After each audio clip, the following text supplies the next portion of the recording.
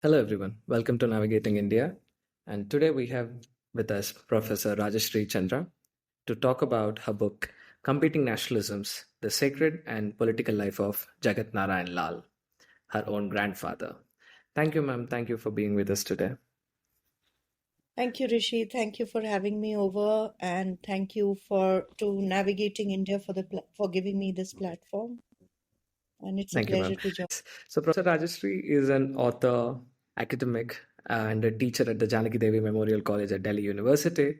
And you actually work in the intersection of law, politics, and political philosophy. But the subject of today's discussion is something different, which is biography, which is not your genre, a historical That's right. biography, right? And that about your grandfather, right? Why did you choose this genre? First question. And the second question, which I would like you to address in the same, is this was not a kind of a biography about the man, the Jagat Narayan, but more of discussion of his ideas and how he evolved over time. His ideas evolved over time. So why did you choose this genre? This is a question that I get very regularly. How come a political theorist and someone who's working at the intersection of law and politics in general and on intellectual property rights, how come I have veered towards not just history but very specific within history, the biographical genre? Um, there comes a time in an academic or intellectual or scholarly journey when you get somewhat, you want to try something new and you get a little, you want to take a break with the regular stuff that you're doing, and which is what I did. But the reason to specifically veer into writing on my grandfather actually was motivated by two things that simultaneously happened, and two very innocuous and seemingly small things. One, of course, was a scroll title, a scroll article which I read, titled "How the Founding Fathers of India Found the Principle of Secularity Nauseating." It was a clunkily worded title which I don't quite recall, but essentially it was about the abhorrence towards the principle of secularity that many founding fathers in the Constituent Assembly had. And one of the people cited in the article was my own grandfather. The article was published in 2015, but I only read it much later. And the reason for my reading it much later was because I was given a bunch of diaries, which was with my cousin Manish Sinha, who's also a professor at Magad University and has worked on Jagat Narain Lal. And he passed on these diaries to me. And when I began going through these diaries, I found very rich material there. And one thing led to the other. I Googled my grandfather. I didn't find much except this article. And I cringed at the title of the article. And being a deeply secular person myself, I wanted to know more about why he abhorred and detested, as the article claimed, the principle of secularity. This is when, I began reading the diaries. And one page of the diary was very interesting because, and from the perspective of a political theorist, it was dated somewhat 1928, 1929, when he's requisitioning, he's in jail, he's serving charges of sedition, and he's requisitioned for certain books and articles. And the page is divided into two. On the top of the half of the page is Gita Rahasya. He's asked for Ken Upanishad, Isha Upanishad. And at the bottom of the page, there's a line that's drawn. There is Machiavelli, there's Bluntschli, there's Plato, there's Voltaire. And suddenly, the fact that uh, there was this scholarly oeuvre that my grandfather was familiar with, that sort of, the prejudice that the scroll article had installed in me was given way by a newfound pride. And as I write in the book, pride and prejudice are fertile breeding grounds for learning to know about a historical figure. So that's how I started working in this area. I mean, there must be two troubles, right? When you're writing about your own grandfather. First thing is you have to be sure it doesn't turn out to be a hagiography of just praising the man, right? That's one of the trouble. And second thing, the sense I get from your own work is that you are very different from your grandfather, right? For example, in your afterword of your book, you write, I quote, I'm too much of a rationalist to ever empathize with you, and you are too much of a spiritualist and a Vedantist to understand my mundane material questions. Stop quote. Right in a formal letter that you're writing to your grandfather. And another sentence in the same afterword is you say, quote, I still lack sympathy for your nationalist vision that used religion to sacralize politics or even fashion a political self. Stop quote. So, how did you navigate through these differences? I don't know if I've told you this, but this book came out of the New India Foundation. So I had gone for an interview, and there was Ram Guha, Nirja Jayal, Srinath Raghavan asked me the question, exact same question, that how will you maintain a certain distance between your grandfather and yourself, between his political beliefs and your political beliefs? Will there be a tendency to whitewashing? And at that time, I did not quite have an answer of how to go about it or how to do it. When I began writing this, I was acutely aware of the fact that there is not just an ideological distance, but also a temporal and a spatial distance between us. In some senses, that helped. The fact that I do not have a memory of him. I did not interact with him. I did not have a emotional bond with him. Helped me to have a very objective gaze on him. It was almost like an outsider who was. And I began with, dare I say, a little bit of a conceit that my own sense of secularity and my own liberal moorings will enable me to have a tolerant gaze on my grandfather, on Jagat Narain Lal. Uh, and I'll come to this later, but, I write in the last chapter of the book that for me it was easy. For me, there was no ideological or political transitions to make. I remained in my liberal secular clothing while I was writing the book, and while I was casting my own gaze, and while I was judging or withholding my judgment on him. But the more I read about him, the more I read of him, the more I read his diaries, I realized that the journey was far more difficult for him. He was the one who was a devout Hindu. He was the one who was deeply, deeply religious. And for him to make a transition from that kind of from those deep religion, from that deep sense of religiosity, to transition towards a sense of adopting a sense of civic nationhood or a civic ethos.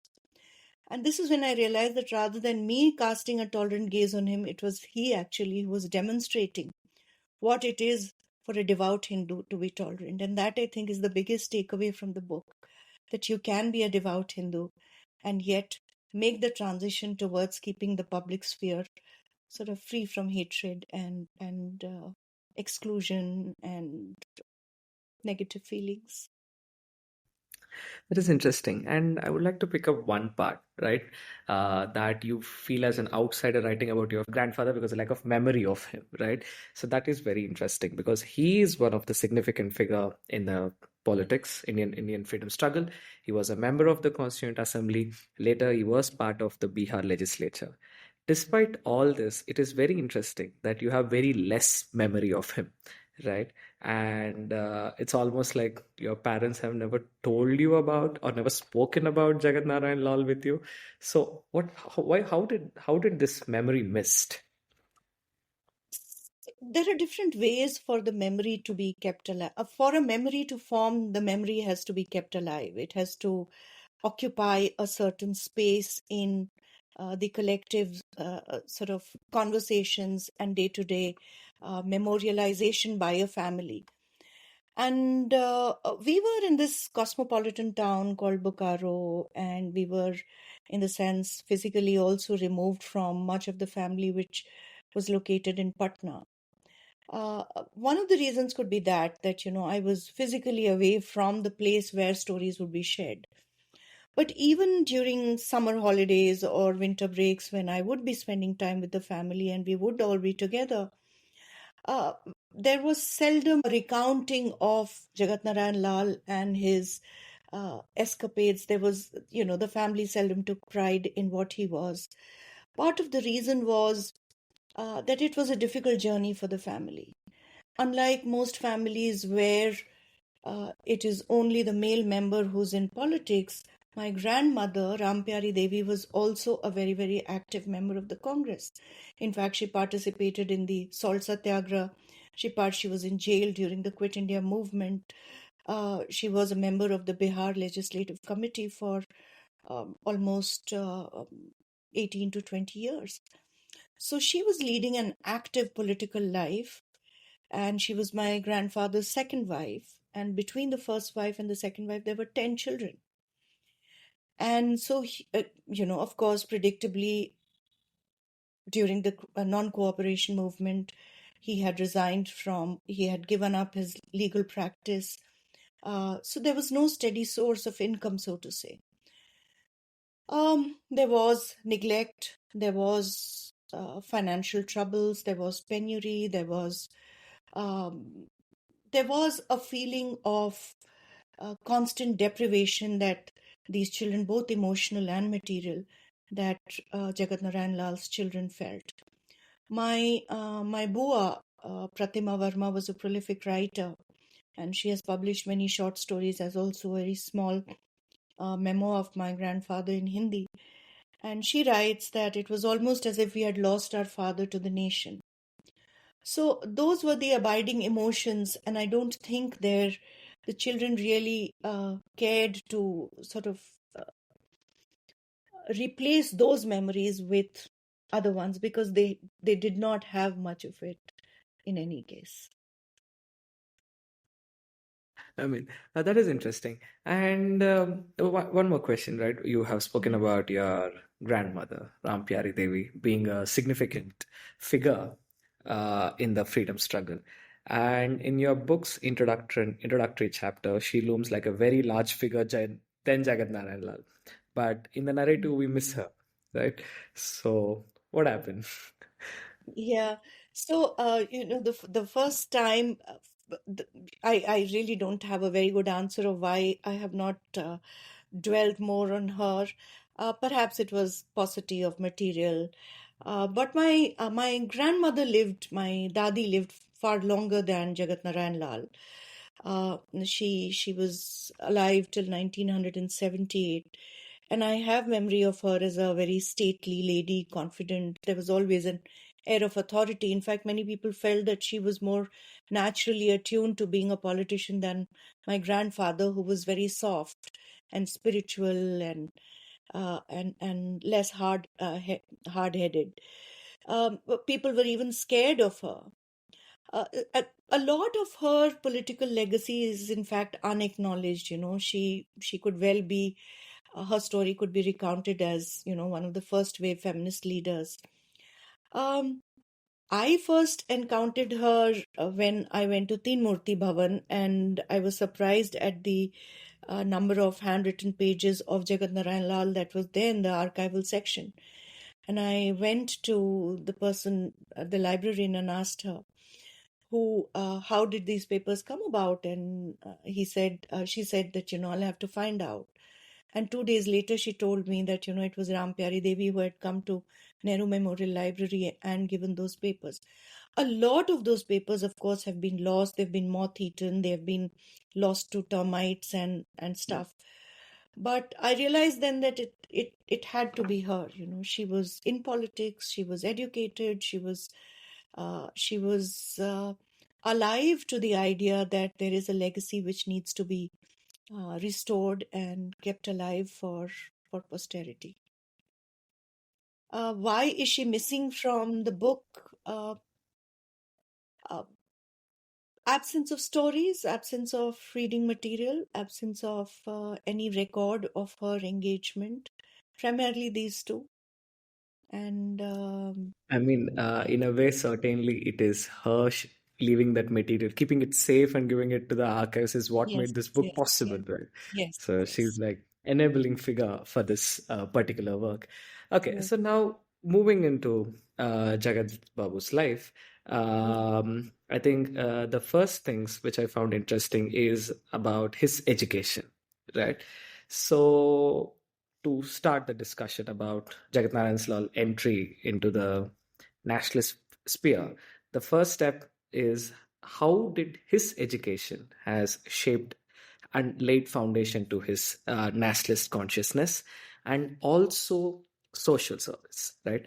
Because he studied in missionary schools, and you say that his missionary zeal has worked on him. And at one point, you quote in the book, I quote, the physicality of yoga and hockey that combine interestingly with the growing commitment to social service. Stop quote to Jagat Narain Lal. So, how did his education has forged the nationalist consciousness and social service? Yeah, let me actually first acquaint you with what his commitment to education was. Uh, he himself was very educated. He had done a master's done a bachelor in law. He had a double degree, law and economics. He was a professor of economics at Bihar Vidyapeeth, which Mazharul Haq had set up. But very interestingly, and not very many people and not very many freedom fighters have done this, he set up the Jagat Narain Lal College in 1960. And it's a constituent unit of the Patliputra University in Patna, Bihar. And this land was donated by Jagat Narain Lal, um, who was then a cabinet minister. Um, but very, very interestingly, this college was meant for education for the weaker sections of the society, and it was perhaps the only college imparting education up to graduation level in the semi-urban area. It was first affiliated to Bihar University, and later it has become part of Magad University, and the college is alive and kicking and functioning even today. Just recently, it was in the news that it needs more faculty induction. Jagat Narain Lal also educated in a day and age where women's education was not very common. He educated all his five daughters till graduation, one of who became a writer, two became teachers, one trained in music. So everyone was, in a sense, educated and accomplished.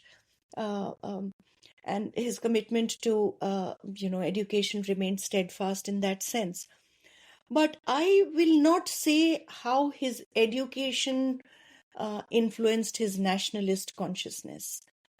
If at all, his nationalist consciousness was rather shaped very ironically and interestingly by missionary activities that he saw. He was inspired by the principal of Ewing College in Allahabad, where he was studying, and the missionary zeal with which he carried on and the discipline with which he carried on his activities. He was also exposed to uh, uh, to uh, Annie Besant and the Theosophical Society and their work for spread of humanist consciousness.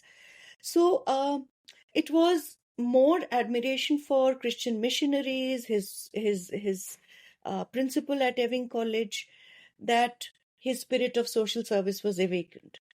And he writes also that, my spirit of social service was awakened due to my contact with professors and principals of Ewing College, who worked with such missionary zeal and so much sacrifice despite being from far off country like America. And then he says that, we should develop a similar missionary zeal for the propagation of our own dharma. So, in one sense, one of the roots of his his idea of seva and social service emanated from or originated from his admiration for Christian missionaries. And the other source, I think, is his deep knowledge of Vedanta philosophy, Advaita philosophy, and the inspiration he drew from the philosophy of Karma Yoga, particularly as enunciated in the Bhagavad Gita. So we can talk about that if you wish, and we can. So this is interesting, right? He's actually studying in a missionary school, right? It's not only the Christian teachings, right, that he became, but he was also became with the Hinduism, and also he had a good command on Quran, right? So Yes, yeah. where did he learn Persian? He was taught by a Maulvi when he was young. His primary education, it was very common for Maulvis actually to be going to homes of Hindu families and teaching them. And this is how this must have been his introduction to Persian. We don't see these things nowadays, Yes, we unfortunately, do. but it is fascinating, right? That how all these three religions, Christianity, Islam, and Hinduism, Jagat Narain Lal was familiar with all of them.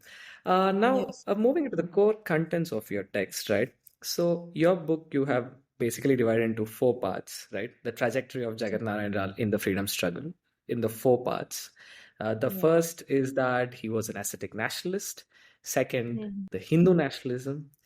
Third, Mhm. the anti-colonial nationalism. And finally, the civic nationalism. So I would like to pick up ideas in all these four. Starting from Mhm. his early phase, he joined Congress Party and he was an integral part of the non-cooperation movement. And he was arrested during the non-cooperation movement for protesting against the visit of Prince of Wales in Yes. 1921. Yes. And in the jail is like awakening of his ascetic nationalism. So, and you speak about two ideas specifically. One is suffering and one is renunciation. Can you reflect on that phrase? Yes. So, uh, very interestingly, you will find an ascetic strand in many nationalist practices, Japan, for instance, and other parts of the world as well. Uh, the idea of asceticism actually draws from two interrelated strands of both renunciation and suffering. A renunciating body is also the one which is willing to suffer, willing to endure suffering. And Nietzsche makes a very interesting statement, which is a very interesting formulation. And he says, and which is there in the book also, that it is not suffering, but the senselessness of suffering, which is a curse.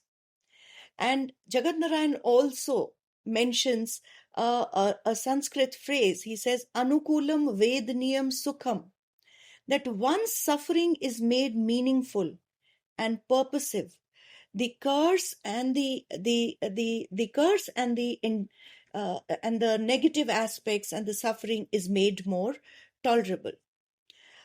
So I think he adopted the ascetic ethic to do basically two things. One was to, of course, make sense of his own suffering by attaching a cause, a reason, and so what he does, he attaches his own suffering to a higher cause. He rationalizes that his suffering is meant for the freedom of the nation, and he devotes himself to a higher cause. It's a duty to a cause higher than the self. Here, his ascesis or ascetic consciousness takes the shape of resistance to imperial subjugation. So, in sacrificing himself for the cause of the nation, Jagat Narain Lal is actually fashioning a counter performance. He is not only training his body to endure suffering, but he is also telling the imperial colonialist that this body is so trained in enduring suffering that you cannot inflict more suffering on it. So it is a kind of counter performance. It is it is a bodily rejection of what pain or what harm uh, uh, a jail term can bring about, or suppression and oppression can bring about. The second aspect is, and the two are interrelated, one is suffering uh, reasoned to a higher cause or suffering attached to a higher cause. And the second is unsettling and remaking of the old self. So a body that renounces desire founds, naturally finds a higher reason for suffering. It also becomes a body that demonstrates the limits of coercive capacity of the state. So, in that sense, these are twin tracks of an ascetic consciousness, whereby you train the body to endure suffering, but that endurance also trains you or also sends a message to the imperialists that you cannot subjugate me beyond a point. Yes, this is yes. Yeah. There is Sorry, there's sorry. just there's just one more related point. So, when we talk of an ascetic consciousness, we normally think that it is a suffering renouncing body. But what is interesting is that this suffering renouncing body is also a knowing self. It's also a knowing self that forges a relationship between the nation and the higher cause, and in this case, the nation that it sought to free. Another interesting stand, you imagine Jagat Narain Lal in the jail, and he is going through his routine of exercises, of pranayam, of meditation, of a whole series of activities that sort of practically trains him. So there is exercises, puja, meditation, pranayam. There is also renunciation, whereby he's training the body to practice moderation, temperance, he's quelling his own desire. Uh, and there is a third strand, which is that he's trying to link this to service to society, seva, and to the nation. Within the walls of the jail, he's also demonstrating to a whole community of fellow inmates that this is how an active ascetic resist. This is what an active ascetic resistance looks like. Uh, and this then becomes not just Jagat Narain Lal's personal plight, but also the collective plight of the nation. It also depicts the collective plight of the nation. And in that sense, it builds a ascetic lore of resistance. It builds up a community, a strategy of resistance, if you will. I mean, that is interesting because the idea that we get in our minds commonsensically when we see the word ascetic, right, and the word renunciation, right, it's like only for the self, sake of the self, right? But here he is transforming his ascetic self for the uh, wider national cause. That is very interesting. And moving to the next strand, right, where his Can I ascetic, just add yes. here? Can I just add here that Vivekanand here is Jagat Narayan Lal here is drawing a lot from Gita and Vivekanand, both who have been, mentioned in his memoir himself. And this draws directly from the Advaita philosophy, which is actually a philosophy of non-dualism, which says that every individual is but a manifestation of the absolute being. And if every individual is a manifestation of if every Atma is a manifestation of Paramatma, then there is no distinction between one person and the other. And the other is the idea of salvation that Vivekanand very beautifully draws up when he says that the idea of karma yoga or the idea of moksha is not a self-centered idea of salvation in exclusion of society, but the idea of salvation is via the society. He says, you want to worship Shiva, worship the Daridra Narayan. You want to attain God, where else will you find but in the hutments and in the poor? So Vivekananda actually uh, concretizes the idea of salvation via service to humanity. And he reconciles an extreme form of individualism with an idea of social justice and social service, and which is what informs even Jagat Narain Lal. That is interesting. Following from the same track, right? So, taking a wider form, right? He have associated himself with Hindu Mahasabha, right? After coming out from the jail. So, how did this happen? Like, why did he choose to initially associate with Hindu Mahasabha? And what is his vision, right? What factors actually guided him such association, and what he sought to achieve through such association? So what guided him was first, of course, is his own deeply religious and spiritual nature. Politically, also, we have to understand the context. This is early 1920s. The non-cooperation movement has been suddenly withdrawn. There is widespread disenchantment with Gandhi's withdrawal of the non-cooperation. There has been a level of mobilization which has been whipped up. There is a certain nationalist energy which now doesn't know, which is seeking an outlet. And this is the time that Hindu Mahasabha, which did not have much of a presence in mainstream nationalist uh, imagination, starts to reimagine itself, starts to revive itself. In another sense, the withdrawal of the non-cooperation also freed a number of leaders from the restraint of Gandhian ethics and morals, and therefore membership to Hindu Mahasabha becomes a natural corollary. Since there was dual membership, people like Madan Mohan Malviya, Rajendra Prasad, many mainstream leaders, Jagat Narain Lal, actually take up dual membership in the absence of, uh, um, in the aftermath of withdrawal of the non-cooperation movement. It was. It also coincided with the end of the Khilafat movement.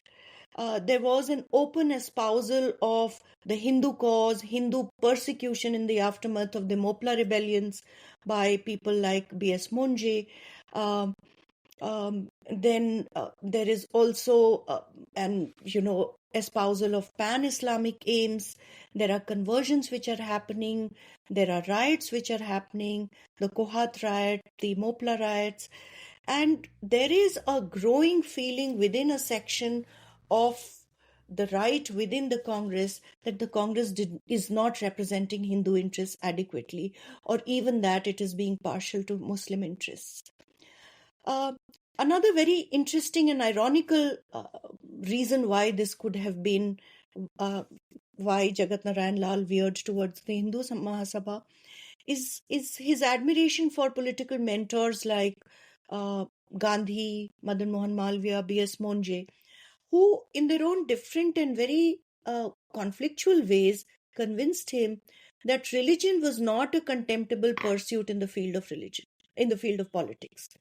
So, the idea that religion and politics could be mixed seemed to be a fairly mainstream, fairly acceptable, fairly legitimate idea.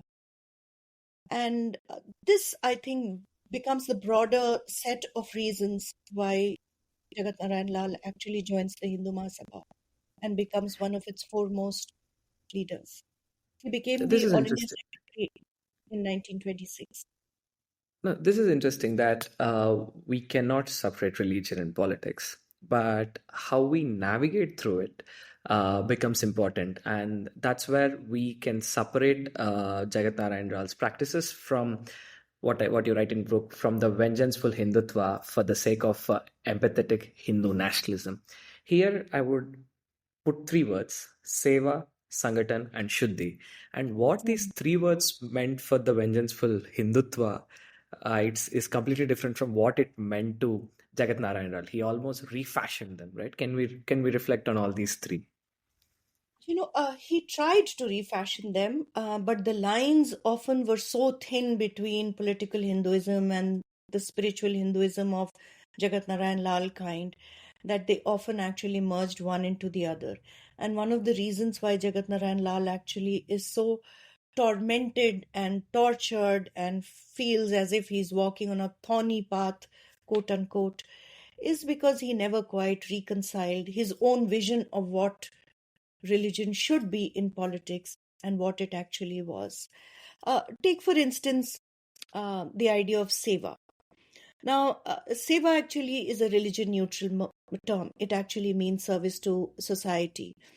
Uh, but very soon it becomes service to Hindu community, right? The original idea of seva was drew from karmyog, the idea of purposive action, the idea of desireless action.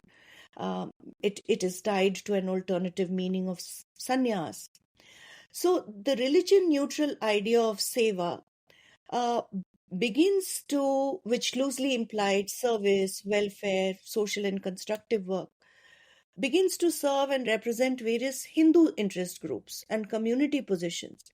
And they all gear up in different ways to the revivalist ideology of its key actors. So, seva may have begun as a form of social work, but very soon the idea of seva becomes a Hindu practice, forging a conflation, as it were, of devotional and religious identity with the aims of the Hindu community, which again is conflated with the idea of the nation. Let me give you an example. So, for example, he was a member of the Bihar Provincial Seva Samiti, and as a member, he involved himself with the All India Gau Seva Mandal, and he organized an All India conference for expanding the work of Gauraksha. Uh, then, even when he was a founder of the Hindustan Seva Sangh. But for Jagat Narain Lal, the call was always for a missionary attitude and spiritualization of public work. But he very soon finds that the ethic of seva that is being espoused by servants of the Hindu society, which was founded by, which was pioneered by B.S. Monje, it was it was politics by other means. However, this is not to say that Jagat Narain Lal himself was not concerned about representation of Hindu interests, which is why I say that the lines were very thin. He may have talked about spiritualization of politics and seva being a way to spiritualize politics, but it was also partial towards the representation of Hindu interests. He says that if the Theosophical Society and the Jamaat can represent their community interests, why can't Hindus represent their community interests? So it is, in a sense, this idea of seva, much that it claims to be a kind of spiritual activity, a kind of selfless social service, it becomes a way to crystallize the Hindu identity as well. It leads to the crystallization of Hindu identity and the idea of Hindu Can representation. can you reflect on the other two as well, the Sangathan and Shuddhi? So, in the 20s, through the 20s, Jagat Narain Lal is touring. He goes to Assam with Lala Lajpat Rai. He also, as a member of the Hindu Mahasabha, is traversing through the Chota Nagpur region. He goes to Ranchi.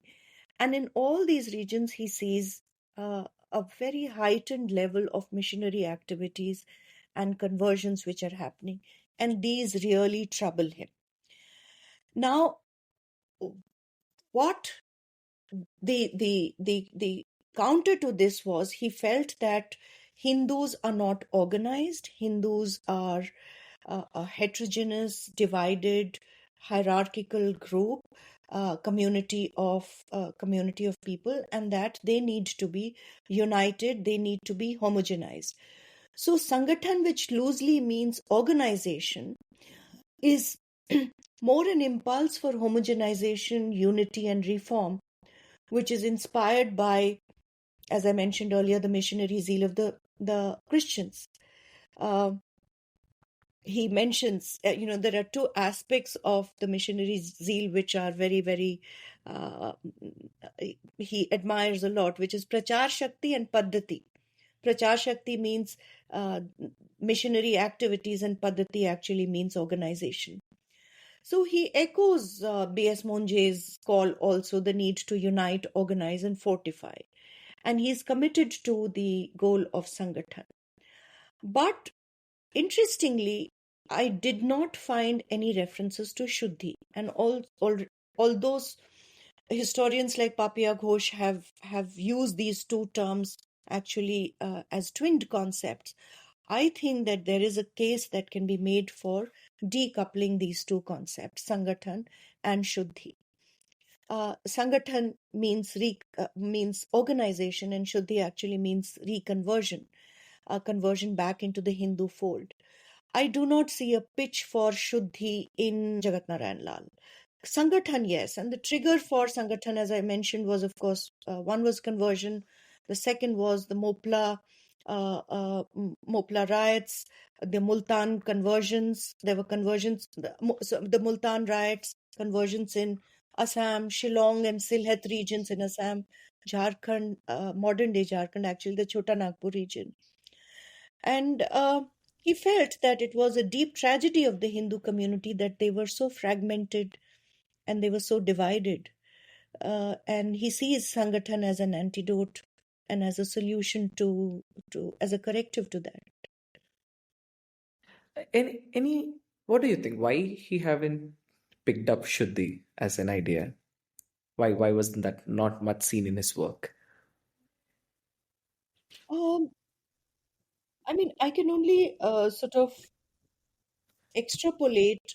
His concern was not to repopulate the Hindu fold. His concern was actually to reform the Hindu community so that its reformist avatar was good enough, was inclusive enough, was equal enough, was egalitarian enough, was reformist enough to keep the flock together.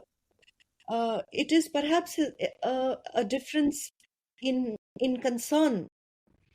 And since there is, uh, I also think that Jagat Narain Lal's Hinduism is not a very politicized Hinduism. So his idea is not to increase the plebiscitary volume of the Hindu community. Perhaps it is that. I can only speculate on what. Uh, Yes. One more thing that we have to discuss is in his second phase as a Hindu nationalist is that he was a member of both Congress Party and Hindu Mahasabha. And there is a developing of a gap between both these organizations, and he's trying to put his feet in the two, right? At one point in your book, you write, I quote, for him, the mutuality of the relationship between the Congress and the Hindu Mahasabha was important. And as that went down, so did his relationship with the Hindu Mahasabha. Stop quote. So, how did he solve this dilemma of being a member of both Mahasabha and Congress Party? to understand this, we have to understand that there are two essential aspects of Jagat Narayan Lal's ideology, political philosophy. One is his spiritual Hinduism, political Hinduism, the cause of Hinduism that he espouses. And the other is the cause of nationhood, free nationhood that the Congress was fighting. He makes a distinction in his head between cultural practices and political practices. And his hope always was that his association with Hindu Mahasabha was to enable a better representation for Hindus in the public sphere. So he is wanting a cultural. He also tells B.S. Monji that can we restrict the activities of servants of Hindu society and the Hindustan Seva Sangh to cultural activities. So in his head, in his imagination, his association with Hindu Mahasabha was for Seva and Sangathan to organize and to reform the Hindu community and to work for the benefit and Seva of the Hindu community. But as far as the project of nationhood was concerned, he was staunchly and firmly and consistently in the Congress camp. So he is with the Hindu Mahasabha till a point that he feels that a mutuality of relationship can be established. But the moment he feels that actually, and this is when Bhai Parmanand takes over in the early 30s, that actually the Hindu Mahasabha is increasingly becoming pro-government and anti-Congress, he parts ways with the Hindu Mahasabha. And the parting begins in 1933 in the aftermath of the communal award. And Nehru reaches out to Jagat Narain Lal and Madan Mohan Malviya in the mid 30s.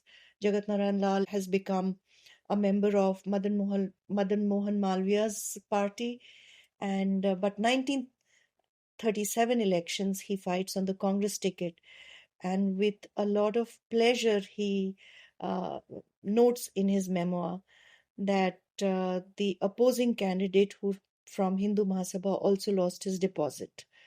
So by 1937, the break is almost complete. That said, uh, Jagat Narain Lal, you could take Hindu Mahasabha out of Jagat Narain Lal, but you could not, that did not mean the end of religious uh, predilections in Jagat Narain Lal. That is very interesting. Your last point is very interesting, and I think here I would like to. I think you can recall this of this incident in 1947 when Jagat Narain Lal is traveling in train, a conversation between Syed Muhammad and Jagat Narain Lal. Would you like to Yeah, recall that? Would you like to tell the story? yeah, yeah. So, let's say he's traveling. This is a story. I really have no way of checking the veracity of this story, and this is a story which has been recounted by my uncle, Sushil Chandralal, and he says that in the early years of independence, Ranchi used to be the summer capital. Ranchi is at a height, little bit of a height, 1,000 feet or so. So they are traveling from Patna to Ranchi, and there is a debate on the Gita and the Quran, which starts in the train. He's traveling with B.N. Azad, who's the editor of Indian Nation, and Said Mahmood, who's a senior leader and a member of the Krishna Sinha committee. And but it was not the expository roles were not as one would expect. It was actually Jagat Narain Lal who was holding forth on Quran in Persian, and it was Syed Mahmood who was talking about the Gita.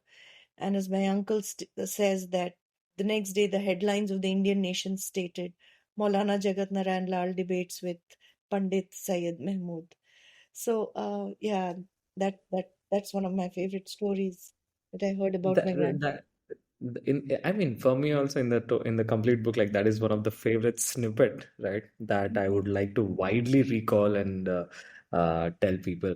Now, Mhm. he completely broke away from Hindu Mahasabha, but he's still a deeply spiritual person and a Hindu in all the ways.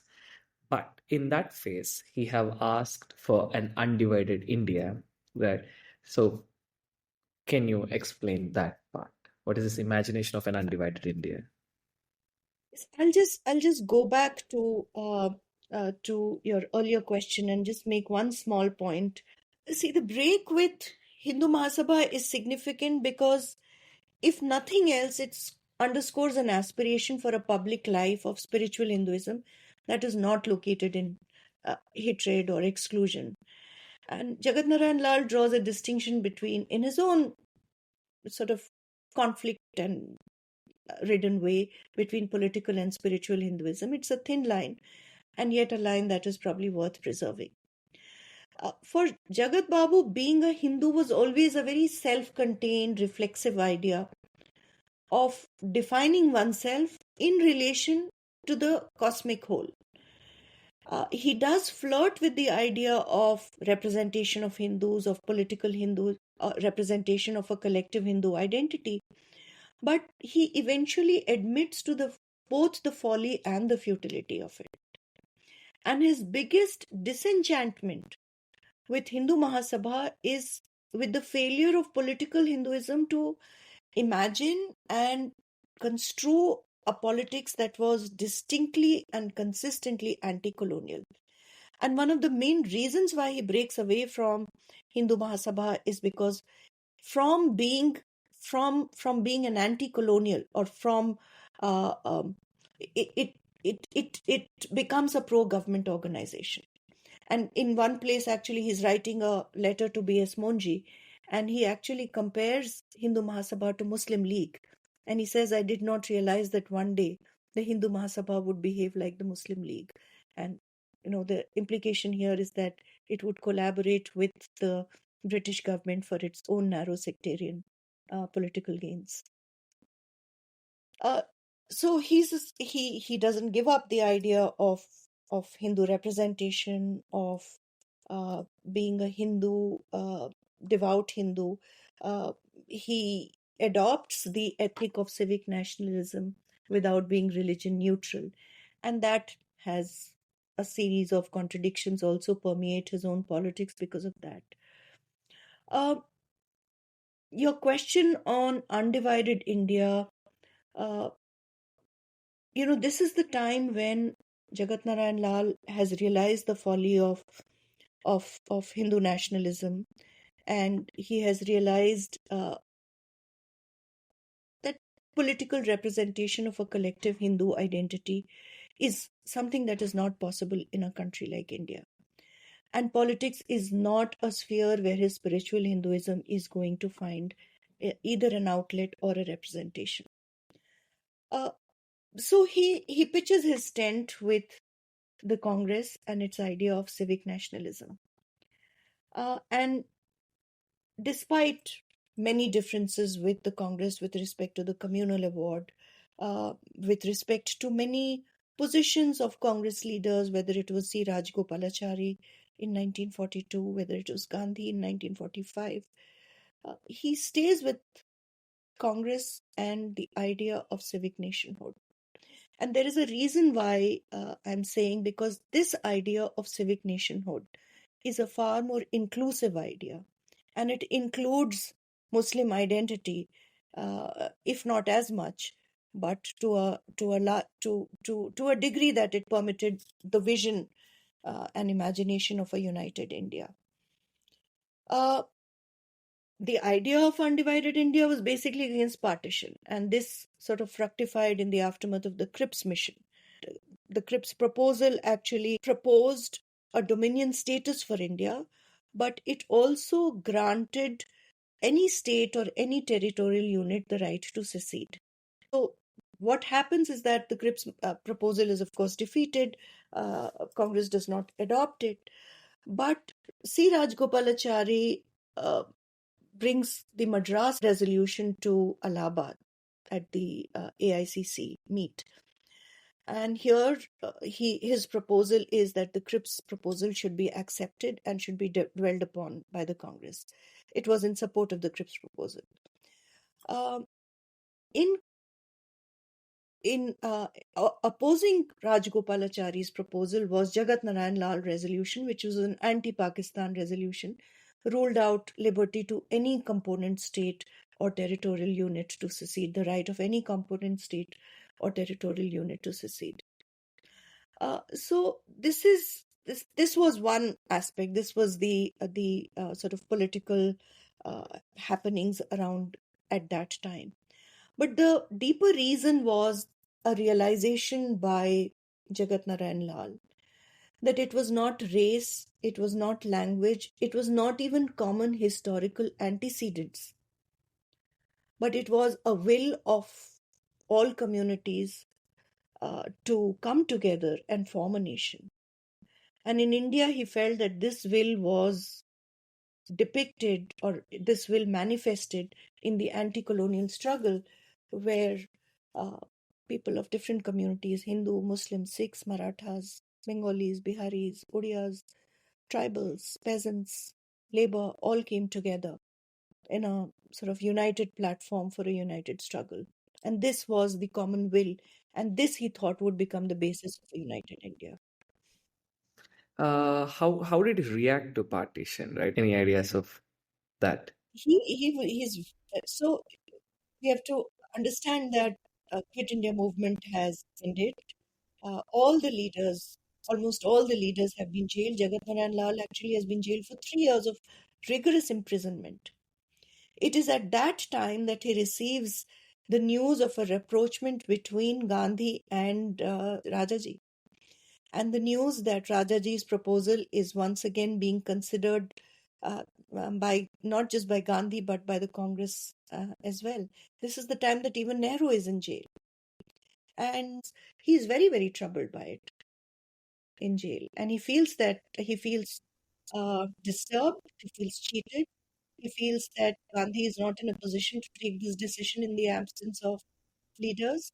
He feels that he doesn't have the mandate actually to overrule his own resolution, which had been passed by overriding majority. So he's troubled. He's intensely troubled by the fact. So the partition of India would have surely broken his heart, but he did not leave the Congress party or anything, and he still chose to stay in the Congress party and was an active member in the post-independent Indian politics, and also a member of Constituent Assembly. And he began his phase, the fourth phase and final phase of his nationalism, which is the civic nationalism.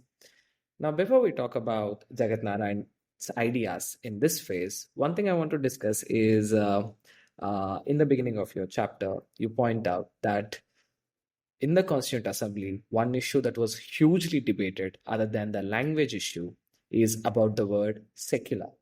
And you have given a distinction in the chapter about why did you choose to use the word civic nationalism and not secular nationalism. Like, it's very interesting. Could you please reflect on it? Yes, you're right. Secular nationalism actually is a term that is hotly debated in the Constitution, whether it was the insertion of "in the name of God," whether it was, and there are people like H.V. Kamath, Shiban Lal Saxena, Govind Malviya, who want the insertion of Jagat Narain Lal, who want the insertion of "in the name of God" in the preamble of the Constitution.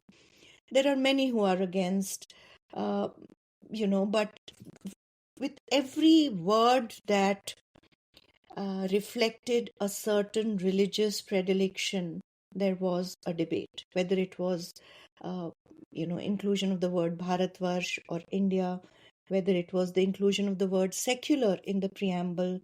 Um, there was it was hotly debated. One of the reasons for this debate, before I go on to my own choice, was because it was felt that that the public sphere of India, unlike in the West, was marked by uh, very deeply felt religious identities. Religion was performed in the public sphere, whether it was in the festivals, whether it was in. So religion was not just a private sphere, not just restricted to the private sphere, but dharma or religion was as much a part of the public sphere as it was the private sphere. It was, in a sense, the core identity of Hindus. That was one. The second, it was felt that dharma in Indic philosophy or in Hindu philosophy did not really indicate religion. It was more to do with righteous action. It was more to do with ethics, and to expect that politics would be conceptualized or imagined in the absence of ethics was also repugnant to many constitution makers, which is why there was a resistance to including the word secular. But it did not mean that we chose to be unsecular.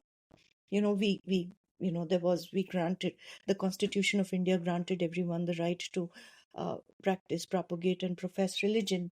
So we chose to be a secular constitution. It's just that we did not describe ourselves as secular. Now, the reason why I chose the word uh, civic nationalism is one, of course, India did not describe itself as secular, and that reason is telling. It is not accidental that we did not choose to be. Uh, it indicated that the religious differences and the cultural identities and the religious identities could not be reconciled in a language of equal rights. All right. So, which is why I prefer to use the term civic nationalism, which I feel has a far lesser ambition. And that said, even the word civic nationalism or civic identity, nationhood, is not used in the Constitution. So the civic idea of nationalism has a sort of lesser ambition. It has a lighter burden to bear than its loftier cousin, secular nationalism. And perhaps its greatest merit lies in the fact that it shifts focus from a stance on religion to that on rights. And in a multi-religious, multi-ethnic, the civic idea allows for a certain latitude to function maximally through cooperation, respect for diversity and difference, or minimally through toleration. And in the end, it was a resolve. The idea of civic nationalism or the idea of civic nationhood is actually a resolve. It's a resolve, it's a dispassionate idea that disparate, different, diverse groups of people have come together and agreed to abide by a set of shared principles, right? That's number one. Number two, there is a principle of non-coercion that underlies it. And number three, there is a principle of non-discrimination that underlies it. So a set of shared principles, non-coercion, non-discrimination. And this is what largely our Constituent Assembly values, sort of, if you distill the values of the Constituent Assembly, these are the ones that percolate down rather than secularism. And the reason why I say rather than secularism is because the Indian state did not end up being secular in the prototypical Western sense of the term. Eventually, the idea that prevailed is that the state agreed to be equidistant from all religions. But even that idea is fraught. How can you be equidistant from all religions and give minorities special rights? How can you be equidistant from all religions and try and curb majoritarian excesses? Right? So there is equidistance does not permit for either curtailing majoritarian excesses or for protective discrimination rights, which is why our secularism or even the idea of equidistance is just so fraught. It's just so open to different interpretations, to manipulated meanings and imaginations. I think here I would like to discuss, because we are anyway talking about the equidistant from religion. Jagat Narain Lal was actually against trying to propagate religion. Yes. Can you explain us that?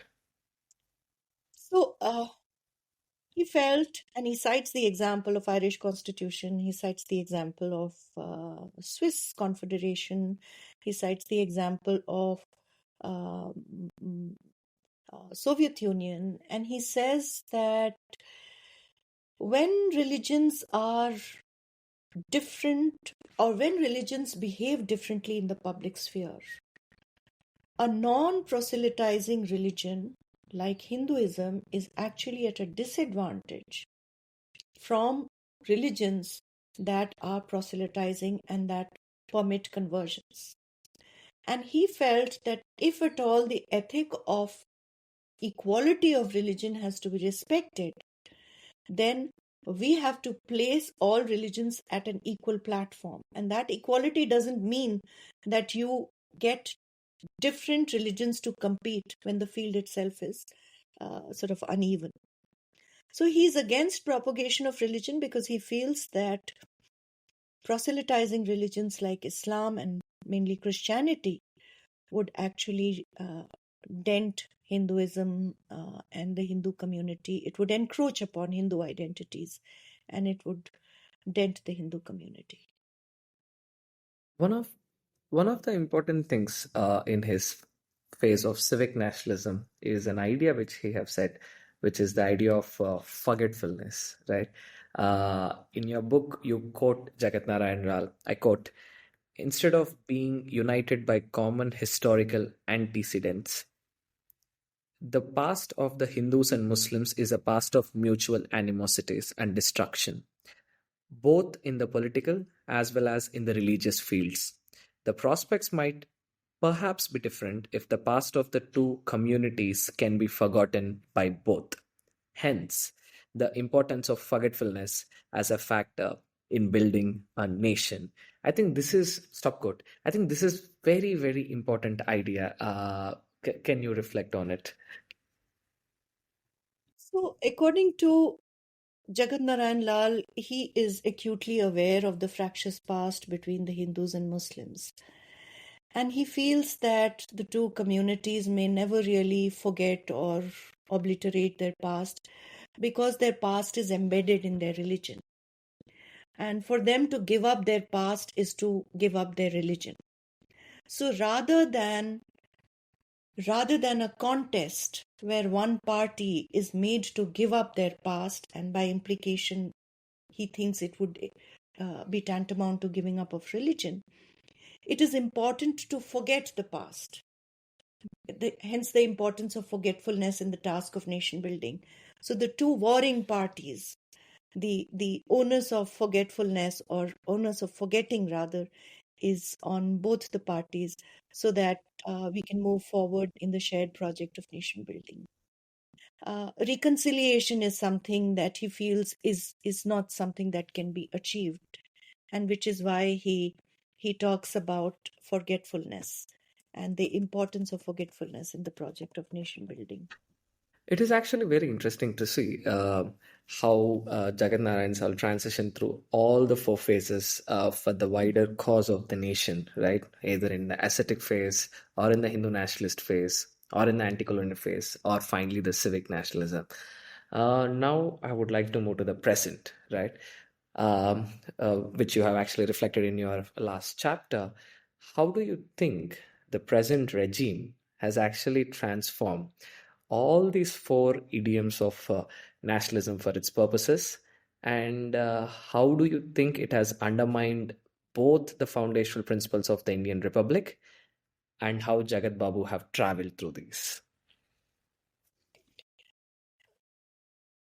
So there are four nationalist idioms that are outlined in the book, and these are idioms that can be distilled from the Indian national movement. The first is that of ascetic nationalism, the second is that of Hindu nationalism, the third is that of anti-colonial nationalism, and the fourth of civic nationalism. Uh, in a sense, one of Hindutva's success stories, modern day contemporary Hindutva success stories, has been that it has postured itself as a national movement, that is regenerating the cultural, spiritual, and political core of Indian nation. So this posturing of Hindutva as a national movement has resulted in Hindutva not just appropriating nationalist mascots like Mahatma Gandhi, Sardar Patel, but it has also resulted in it appropriating the various nationalist idioms of the freedom movement. So let me take the example of the ascetic consciousness. So we have routinely seen the Prime Minister in his election rallies and otherwise as well posture himself as a samanya vyakti, ordinary man, somebody from OBC, Pichra Parivar, uh, or a chokidar, or a pradhan sevak, or a fakir. These are all languages, these are all words and epithets that convey the idea of a simple, selfless, a man who has renounced all his personal desires and interests for the cause of the nation. Whether it is the idea of a fakir who is fighting on behalf of the nation against corruption, or it is somebody who is ordinary from the backward caste. It is all the ascetic, the idea that uh, the prime minister is unattached to family, material possessions, or even unattached to power, is something that is routinely fed via the social media to our collective consciousness. Um, in 2014 and 19, I think the opposition candidate was routinely projected as Shehzada, as a prince who was privileged and who was entitled and who had it all. And in contrast was Prime Minister Modi, who was a fakir and an ascetic. He appropriates the saintly idiom of Indian politics, um, so to say. The second idiom of Hindu nationalism today, has a new life as Savarkar's Hindutva. It is practiced today as RSS Hindutva. And it takes its foundational thesis from Savarkar's Hindutva, but it converts itself into a high modernist ideology that takes the potent mix of nationalism, techno development, formal democracy, and combines it with a singular idea of Hinduism into one potent entity called Hindutva. And, in the end, it just becomes one massive faith creating exercise that employs multiple rationalizations for its reproduction and its continued exercise. So there is a mix of nationalism, technology, formal democracy, and that is fused with Hinduism to give us this potent mix called Hindutva. We have seen several enunciations of this in the public sphere. For instance, Mohan Bhagwat has said everyone living in India is a Hindu. It is different from Savarkar, who said Muslims do not have a natural right to this country because their holy land is different. But Mohan Bhagwat tweaks it because we are living under contemporary conditions of a secular democracy. So there is a tweaking of Hindutva that is needed. And instead of Muslims cannot live in India and are not natural citizens of India, it is now all Indians who are living in India, everyone living in India is a Hindu. Now, for everyone living in India, there has to be one Hinduism. And I want to focus on this quest for singularity that seeks, this quest for singularity, this quest for uniformity, which really marks the project of Hindutva. And which really underlines that being Hindu is the only legitimate and rightful way to be in this Hindu land. Now, what this does is, at one level, you could say that this is a benign assertion that Hindu actually is not a religious identity, it is a geocultural identity, as the Sangh routinely reminds us. But what it does is, in our collective psyche, it renders other ways of being as alien, as suspicious, as treacherous, as unauthentic. And this is the bread butter idea of Hindutva and illegitimacy of other religio-cultural ways of being in India. And the CAA 2019 is a point in case. The third idiom is that of anti-colonial nationalism. That has been replaced in modern times by the idea of internal enemies.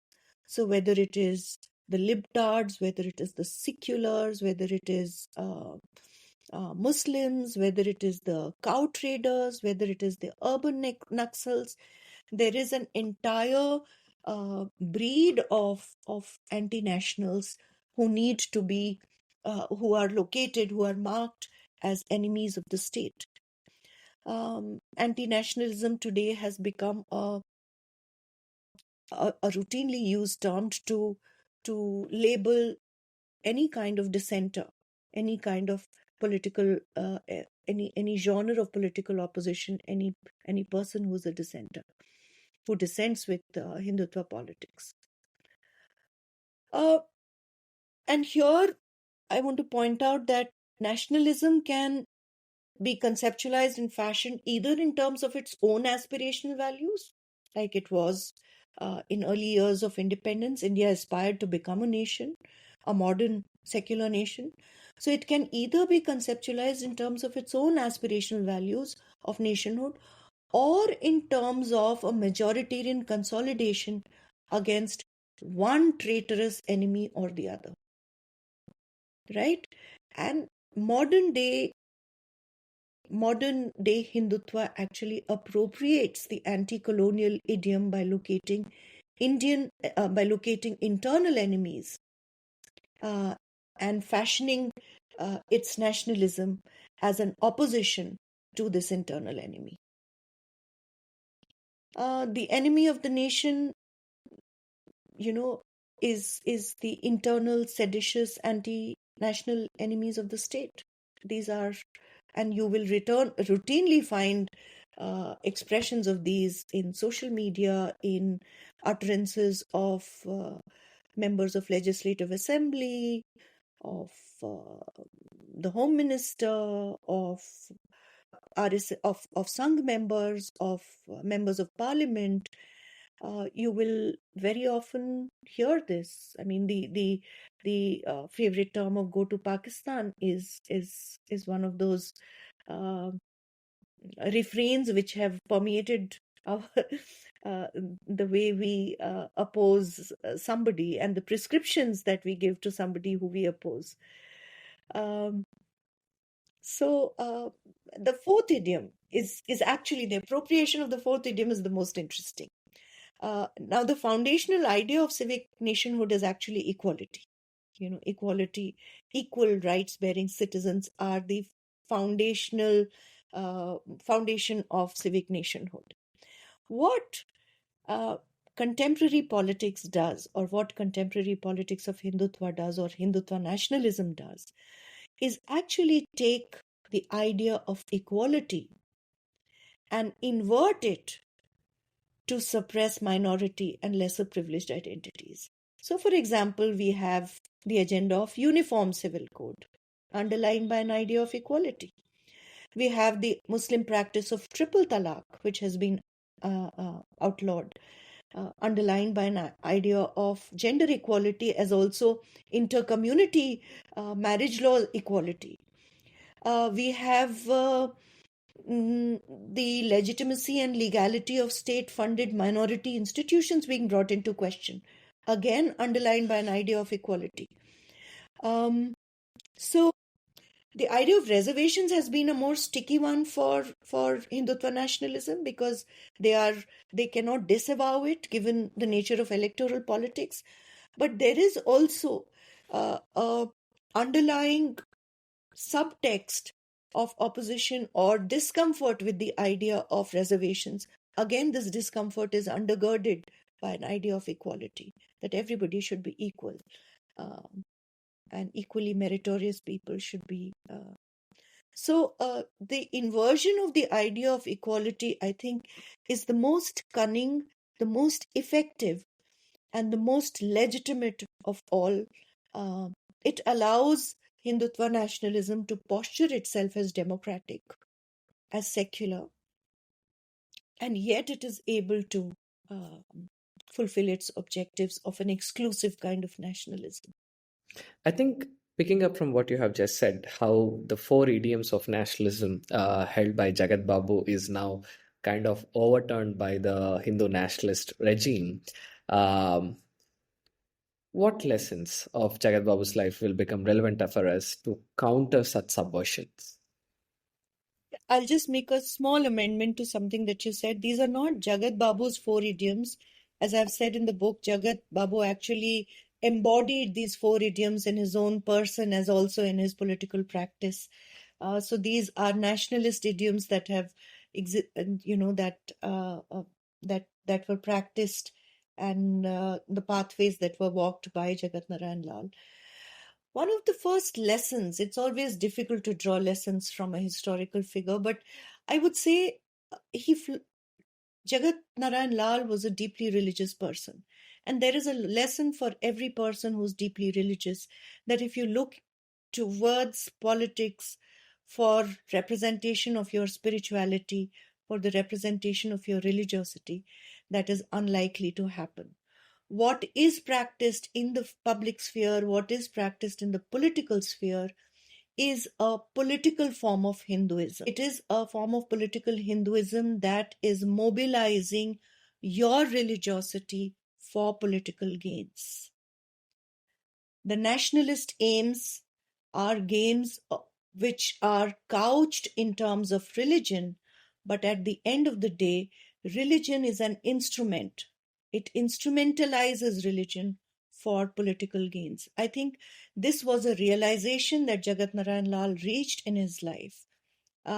He was not able to shed his religiosity completely, but he was able to at least pursue a imagination and a practice of nationhood that was more inclusive. Equal citizenship. He was able to profess, practice, and even debate, argue for an idea of citizenship that was located in birth, in descent, as well as in naturalization. Unlike a modern idea of Hindutva, which is more exclusionary in nature, and which de facto, if not de jure, um, excludes many communities, minority communities, from its larger vision and version of both Hinduism and Hindu nationhood. Jagat Narain Lal, even in his most Hindu nationalist of phases, even in those phases when he's espousing Hindu nationalism in its most exclusionary way, is never a proponent of Hindu Rashtra. So the lesson that we can draw is perhaps that religion and politics need to be kept separate, if not from the public sphere, at least from the political sphere. Separating religion from the public sphere and keeping it a private affair. I think with that note and with many messages, we will end this conversation here. Thank you so much, ma'am, for Thank taking you. your time. Thank you, Rishi. Thank you for having me.